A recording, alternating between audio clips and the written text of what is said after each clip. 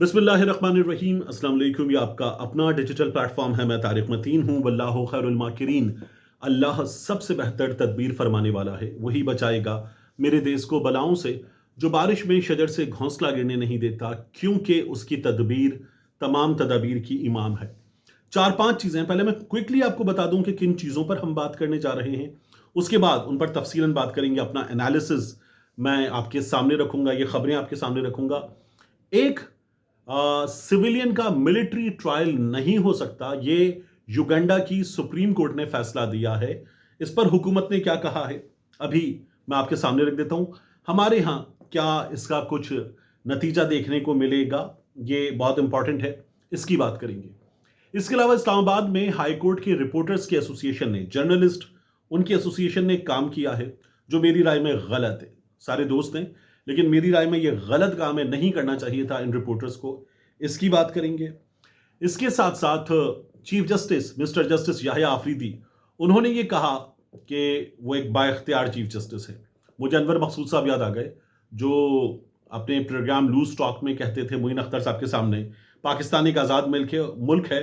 और मोइन अख्तर साहब फोन करते थे, हाँ पुत्तन मियाँ, ये अनवर मकसूद ने खबर दी है, पाकिस्तान एक आज़ाद मुल्क है। तो याहिया आफरीदी साहब ने जब ये कहा कि मैं एक बा इख्तियार चीफ जस्टिस हूँ, तो मुझे मोइन अख्तर मरहूम और अनवर मकसूद साहब का वो प्रोग्राम याद आ गया। इस पर बात करेंगे कि याहिया आफरीदी साहब ने जो बात की वो चंद घंटे भी कायम नहीं रह सकी। और इसके साथ साथ हम इस वीडियो में एक बहुत अहम मामला है, जिसके बारे में सदर मुमलिकत आसिफ अली जरदारी साहब ने यह बता दिया है कि इस पार्लियामान की, खुद उनकी इस जमहूरियत की हैसियत क्या है, इसकी भी बात करेंगे। देखिए, सबसे पहले, तमाम चीज़ों से पहले, जुनैद अकबर साहब पाकिस्तान तहरीक इंसाफ के खैबर पख्तूनख्वा के सदर, जो सियासी मामलात के लिए अब रहनुमा हैं पीटीआई के, उन्होंने एक इंटरव्यू दिया है फहद शहबाज साहब को। और फहद शहबाज साहब को इंटरव्यू देते उन्होंने कहा कि आरिफ अलवी साहब अगर दस्तखत ना करते, यानी शहबाज चीफ साहब ने भेज दिया कि अब ये आर्मी चीफ होंगे आसिम मुनीर साहब, अगर आरिफ अलवी साहब दस्तखत ना करते तो उनके दस्तखत ना करने से समरी रुक जाती, आसिम मुनीर साहब के रिटायरमेंट का दिन आ जाता और बात खत्म हो जाती। जुनैद अकबर साहब ने ये बात की, फहद शहबाज साहब को इंटरव्यू देते कि बात खत्म हो जाती। जुनैद अकबर साहब एक बात भूल रहे हैं, और ये फहद शहबाज साहब ने भी उस मौके पर नहीं की उनसे, कि कानून है जिसके तहत हुकूमत किसी सरकारी मुलाजिम को 1 साल की तौसी दे सकती है। तो वो तौसी दे दी गई थी शहबाज शरीफ साहब की हुकूमत की जानिब से आसिम मुनीर साहब को। इसलिए ये जो था ना कि बात खत्म हो जाती, ये ना होता। समरी भेज दी गई थी, आरिफ अलवी साहब दस्तखत ना करते तो फिर उसके बाद समरी जो है स्टैंड्स अप्रूव्ड, वो सिचुएशन आ जाती और बात खत्म हो जाती। तो जुनैद अकबर साहब जो बात कर रहे हैं वो बात गलत है, ऐसा होता नहीं। इसके बाद युगांडा की सुप्रीम कोर्ट ने यह फैसला दिया है कि सिविलियंस का मिलिट्री ट्रायल नहीं हो सकता। और उन्होंने ये कहा है कि जितने सिविलियंस का इस वक्त मिलिट्री ट्रायल चल रहा है, वो तमाम मुल्क के जो सिविल जुडिशरी के सेटअप हैं उसको ट्रांसफर कर दिए जाएं।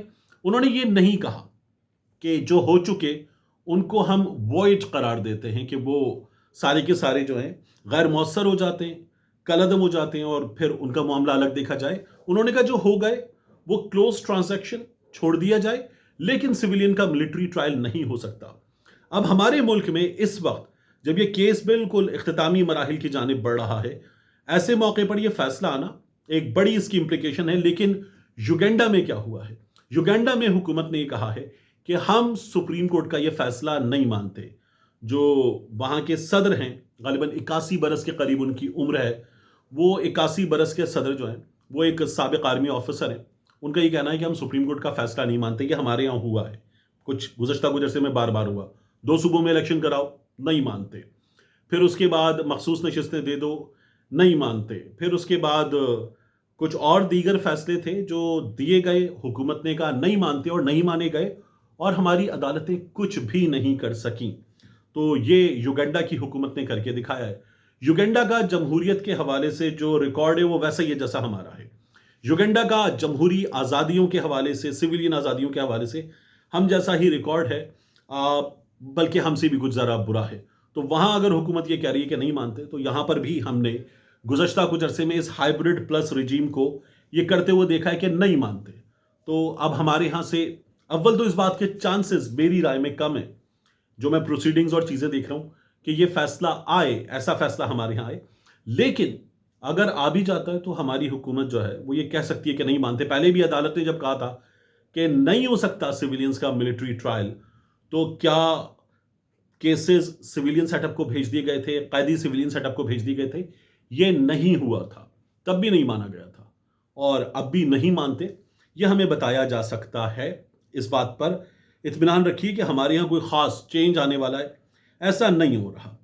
اس کے بعد ہائی کورٹس کے رپورٹر نے کیا کیا، اسلام آباد ہائی کورٹ کے رپورٹر نے یہ گئے جمع ہو کر. ان کے نئے سربراہ ہیں حسین احمد چودھری صاحب، ایئر وائی کے رپورٹر ہیں، دوست ہیں ہمارے، چھوٹے بھائیوں کی طرح ہیں. ان سب نے جمع ہو کر سرفراز ڈوگر صاحب کو سینئر پیونی جج بن جانے پر جب سینیورٹی لسٹ آ گئی تو جا کر گلدستہ پیش کیا، مبارکباد دی. اگر یہ عام حالات میں ہو رہا ہوتا کہ عامر فاروق صاحب ایلیویٹ ہو کر سپریم کورٹ جاتے اور محسن اختر کیانی صاحب سینئر پیونی جج چیف جسٹس بن جاتے، یا جو 3 سینئر موسٹ جج ہیں ان میں سے کوئی ایک جج صاحب چیف جسٹس بن جاتے اور ایک جج صاحب سینئر پیونی جج بن جاتے، ان کو جا کر گلدستہ دیا جاتا اور نارمل حالات میں ہوتا تو ٹھیک تھا. لیکن ایک ایسی سچویشن میں جب وکلا کہہ رہے ہیں غلط ہے، صحافیوں وکلا کی باڈی کہہ رہی ہے غلط ہے، ایک ایسی سچویشن میں جا کر یہ دینا میرا یہ خیال ہے کہ بہت برا جیسچر ہے، صحافیوں کی جانب سے نہیں کرنا چاہیے تھا. معاملہ پورا کا پورا متنازع ہے اور ان کے اپنے بردر ججز اس کو نہیں مان رہے، تو ان حالات میں جا کر یہ مبارکباد دینا، یہ گلدستہ پیش کرنا نہیں کرنا چاہیے تھا. لیکن بہرحال کر دیا ہے، اب کر دیا ہے تو کیا کیا جا سکتا ہے، کرنا نہیں چاہیے تھا. بہرحال یہ میری رائے ہے. اس معاملے میں ایک اور چیز آپ سے عرض کروں. وسیم ملک ہمارے چھوٹے بھائیوں کی طرح ہیں، سپریم کورٹ کور کرتے ہیں. انہوں نے کہا کہ جسٹس یحییٰ آفریدی صاحب نے، چیف جسٹس نے آج فرمایا کہ وہ ایک با اختیار چیف جسٹس ہیں، اور کہا کہ ابھی اسلام آباد ہائی کورٹ کی سینیورٹی پر بات نہ کریں، ٹرانسفر ہونے والے ججز کی سینیورٹی کیا ہوگی اس پر میرا ایک نقطہ نظر ہے، چیف جسٹس کا ایک نقطہ نظر ہے. ججز سینیورٹی کا معاملہ ہم نے ٹیک اپ کر لیا ہے، ہم اس معاملے کو دیکھیں گے. ابھی سپریم کورٹ آف پاکستان کے chief justice, judicial commission of Pakistan کے سربراہ اور ایک با اختیار چیف جسٹس صاحب یہ باتیں کر رہے تھے تو عامر فاروق صاحب نے سینیورٹی لسٹ جاری کر دی اور سارا کا سارا معاملہ ٹائیں ٹائیں فش کر دیا، ختم کر دیا. تو یہ ہیں ہمارے با اختیار چیف جسٹس صاحب. اور ہم نے دیکھا ہے گزشتہ کچھ دنوں میں کہ با اختیار چیف جسٹس صاحب جو ہیں وہ آئینی بینچز کے آنے کے بعد وہ سپریم کورٹ کی بلڈنگ کے مختلف حصوں کا دورہ کر رہے ہیں، یا انہوں نے ایک آدھ آن لائن سروس کا افتتاح کرنے کا جو فریضہ تھا وہ انجام دیا تھا. تو اب ہمیں کیا نظر آ رہا ہے کہ یحییٰ آفریدی صاحب کی جو عدالت ہے اس میں اختیارات کہیں اور ہیں. تو یحییٰ آفریدی صاحب با اختیار ہیں لیکن اختیارات کسی اور کے پاس ہیں. یہ بہت امپورٹنٹ ہے کہ ہمارے سامنے سچویشن کیا ہے. ایک اور چیز ہوئی، صدر مملکت آصف علی زرداری صاحب کے حوالے سے انکشاف کیا فضل الرحمان صاحب نے. فضل الرحمان صاحب نے پارلیمنٹ میں صحافیوں سے گفتگو کی اور وہ گفتگو کرتے ہوئے کہنے لگے کہ پیکا ایکٹ جو ہے اس کو میں بھی غلط سمجھتا ہوں اور اس پر میں نے صدر مملکت سے بات کی ہے. فضل الرحمان صاحب نے پیکا ایکٹ پر، اس کالے قانون پر بات کی آصف علی زرداری صاحب سے. تو فضل الرحمان صاحب کہتے ہیں کہ آصف علی زرداری صاحب نے یقین دلایا ہے، آصف علی زرداری صاحب صدر پاکستان، صدر اسلامی جمہوریہ پاکستان، انہوں نے یقین دلایا کہ اس معاملے پر محسن نقوی سے بات کریں گے. یعنی ایک پوری پارلیمان موجود ہے، حکومت موجود ہے اور اس کے ووٹس موجود ہیں، اس کے ہوتے ہوئے بھی بات کس سے ہوگی؟ محسن نقوی سے بات ہوگی. اور محسن نقوی سے بات کر کے وہ اس کو دیکھیں گے. تو محسن نقوی اسٹیبلشمنٹ کے نمائندے ہیں، نہ وہ نون کے، نہ پی پی کے، نہ ایم کیو ایم کے. تو محسن نقوی صاحب سے جب بات ہوگی تو کہاں بات ہوگی؟ یہ ہماری جمہوریت نے بتا دیا ہے کہ وہ کتنی آزاد، کتنی جمہوری ہے. یہ ہمارے سامنے سچویشن آصف علی زرداری صاحب نے کھول کر رکھ دی ہے. آخری چیز، کچھ صحافی دوستوں کو میں نے دیکھا اور کچھ تجزیہ کاروں کو یہ کہہ رہے ہیں کہ عمران خان لیٹ گیا. عمران خان نے جو آرمی چیف صاحب کو خط لکھ دیا ہے، اس خط کے ذریعے عمران خان نے بتا دیا ہے کہ اب مجھے این آر او چاہیے. میں نے مزاحمت کر کے دیکھ لی، میں نے سڑک پر آ کر دیکھ لیا، میں نے کمیٹی کھیل کے دیکھ لیا، میں نے سب کر لیا، میں نے اخباروں میں آرٹیکل لکھ لیے، لیکن کچھ بھی نہیں ہوا، دال نہیں گلی، بات نہیں بنی. تو اب عمران خان نے آرمی چیف کو خط لکھ کر این آر او مانگ لیا ہے. وہ یہ باتیں کر رہے ہیں. اب عمران خان کا خط ہی فیصلہ کرے گا کہ عمران خان نے آرمی چیف سے این آر او مانگا ہے یا نہیں. خط کے نکات بتائیں گے. اب خط کے نکات کیا کہتے ہیں اور اس کے بعد جو ہے وہ عمران خان صاحب این آر او مانگ رہے ہیں یا نہیں مانگ رہے ہیں، ہم دیکھ لیتے ہیں. اسٹیبلشمنٹ کی پالیسیز سے فوج اور عوام میں دوریاں پیدا ہو رہی ہیں، پہلا نقطہ۔ تو اس میں عمران خان صاحب اسٹیبلشمنٹ کو چارج شیٹ کر رہے ہیں میری رائے میں کہ اسٹیبلشمنٹ کی پالیسیز غلط ہیں۔ عمران خان صاحب جو ہیں وہ یہ کہتے ہیں کہ ملک میں بڑھتی ہوئی دہشت گردی، فوج اس وقت قربانیاں دے رہی ہے، نوجوان اس ملک کی خاطر شہید ہو رہے ہیں، ایسے وقت میں پوری قوم کو اپنی فوج کے ساتھ کھڑا ہونا چاہیے، لیکن بدقسمتی ہے کہ ادارے کی پالیسیز کی وجہ سے فوج اور عوام کے درمیان خلیج پیدا ہو گئی ہے۔ تو عمران خان صاحب دوبارہ ادارے کی پالیسیز کو ذمہ دار قرار دے رہے ہیں، اور آرمی چیف صاحب کو یہ خط لکھا ہے۔ تو یہ عمران خان صاحب کے خط کا ایک اور نقطہ ہے۔ عمران خان صاحب کہتے ہیں کہ ایجنسیوں کو سیاسی انتقام کا نشانہ بنانے کے لیے استعمال کیا جا رہا ہے، اور تمام تر توجہ ہماری جماعت پر ہے، دہشت گردی اس وجہ سے بڑھ رہی ہے۔ تو یہاں بھی عمران خان صاحب اسٹیبلشمنٹ کو ذمہ دار قرار دے رہے ہیں۔ عمران خان صاحب کا NRO میں ابھی اس میں ڈھونڈ رہا ہوں۔ عمران خان صاحب 9 مئی کے حوالے سے بات کرتے ہوئے کہتے ہیں کہ 8 فروری 2024 کو عوام نے 9 مئی کو مسترد کر دیا ہے۔ اب عمران خان صاحب کا جو ایک کیس سب سے اہم قرار دیا جا رہا ہے وہ ہے 9 مئی کا کیس، جس میں عمران خان صاحب کی ضمانت کی درخواست بھی مسترد ہو گئی تھی۔ تو عمران خان صاحب کہتے ہیں 9 مئی کو مسترد کر دیا ہے، عام انتخابات میں عوام کے مینڈیٹ پر ڈاکہ ڈالا گیا، اور اس سب کو چھپانے کے لیے عدلیہ کی آزادی کو بھی سلب کرنے کے لیے پہلے 26ویں ترمیم لائی گئی، پھر میڈیا کا گلا گھونٹنے کے لیے پی کا قانون لایا گیا۔ تو عمران خان صاحب دوبارہ تینوں چیزوں پر، 9 مئی پر، 26ویں ترمیم پر، پی کا پر، دوبارہ عمران خان صاحب اسٹیبلشمنٹ کو ذمہ دار قرار دے رہے ہیں۔ عمران خان صاحب انٹرنیٹ کی بندش پر بھی اپنے خط میں بات کرتے ہیں اور کہتے ہیں کہ انٹرنیٹ کی بندش کا معاملہ اٹھاتے ہوئے اس بندش کی وجہ سے معیشت کو اربوں روپے کا نقصان ہو رہا ہے، بنیادی انسانی حقوق کی خلاف ورزیوں کے باعث پاکستان پر عالمی پابندیوں کا بھی خدشہ ہے۔ عمران خان صاحب نے یہ تمام باتیں کی ہیں اور کہا ہے کہ اگر ملک کی معیشت بہتر کرنی ہے اور پاکستان کو ترقی کے راستے پر گامزن کرنا ہے تو اپنی پالیسیز تبدیل کرنا ہوں گی۔ عمران خان صاحب نے اسٹیبلشمنٹ سے کہا ہے کہ آپ کو اپنی پالیسیز بدلنا ہوں گی، آرمی چیف صاحب سے یہ کہا ہے۔ تو میں اس میں NRO ڈھونڈ رہا تھا کہ NRO عمران خان صاحب نے کہاں مانگا ہے۔ عمران خان صاحب لیٹ گئے، یہ کہاں ہوا ہے؟ علیمہ خان صاحبہ نے اس خط کے حوالے سے بات کی اور کہا کہ عمران خان صاحب نے یہ بتا دیا ہے کہ آپ کی آزادی کا فیصلہ سڑکوں پر ہوگا، یہ عمران خان صاحب کہہ رہے ہیں۔ اب میں دیکھ رہا تھا کچھ ایسے صحافی جو اسٹیبلشمنٹ کی خبر دیتے ہیں، اسٹیبلشمنٹ کے نمائندے قرار دیے جاتے ہیں، وہ یہ کہہ رہے ہیں کہ پاکستان تحریک انصاف خیبر پختونخوا میں جو کرنا چاہتی ہے کر لے، 8 فروری کو ثوابی میں جلسہ اور باقی چیزیں، لیکن پنجاب میں پاکستان تحریک انصاف کو احتجاج نہیں کرنے دیا جائے گا۔ تو ایک تو یہ غیر جمہوری بات ہے، دوسرا غیر آئینی بات ہے، دوسرا وہ یہ کہتے ہیں کہ آج چھاپے مارنا شروع کر دیے جائیں گے۔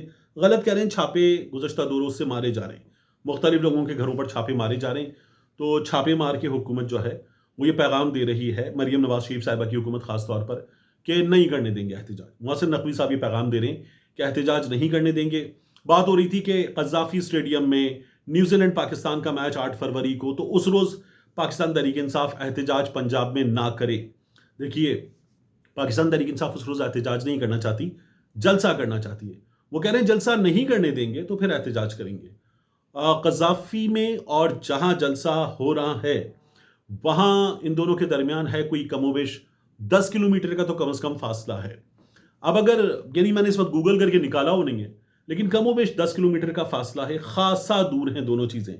اگر ٹیم ٹھہرتی ہے PC میں اور وہاں سے بھی اسٹیڈیم آتی ہے تو اس میں بھی کوئی پرابلم نہیں ہوگا کہ اس احتجاج کی وجہ سے کوئی ایشو ہو، لیکن حکومت نے یہ طے کر لیا ہے کہ پورے پنجاب میں کہیں احتجاج نہیں کرنے دیا جائے گا، گرفتاریاں ہوں گی، لاٹھیاں چلیں گی، سب کچھ ہوگا۔ اور حکومت نہ صرف یہ کہ یہ چیز یہاں طے کر چکی ہے، بلکہ بلوچستان اور سندھ میں بھی حکومت کے نمائندہ صحافی، اسٹیبلشمنٹ کے نمائندہ صحافی یہ بتا رہے کہ یہ کام کیا جائے گا۔ تو میری رائے میں زیادتی ہے۔ پہلے بھی یہ کیا گیا ہے کہ بنیادی آئینی جمہوری حق اس سے محروم کیا گیا ہے لوگوں کو، اب بھی حکومت کی تیاری ایسی ہی ہے، جو غلط ہے، سیدھی بات ہے کہ غلط ہے۔ آخری چیز جو بہت امپورٹنٹ ہے وہ یہ کہ عالیہ حمزہ صاحبہ نے ایک بات کی ہے محسن نقوی صاحب کو مخاطب کرتے ہوئے کہ آپ یہ کہہ رہے ہیں کہ وہ کریں گے جو 26 نومبر کو کیا تھا، تو ان کا یہ کہنا ہے کہ میں موجود رہوں گی 26 नवंबर को जो किया था वो आप करें दोबारा, लेकिन हम होंगे, हमारे MNAs MPAs होंगे, तो जो करना है हमारे साथ कीजिएगा, वर्कर्स पे गोली मत चलाइएगा।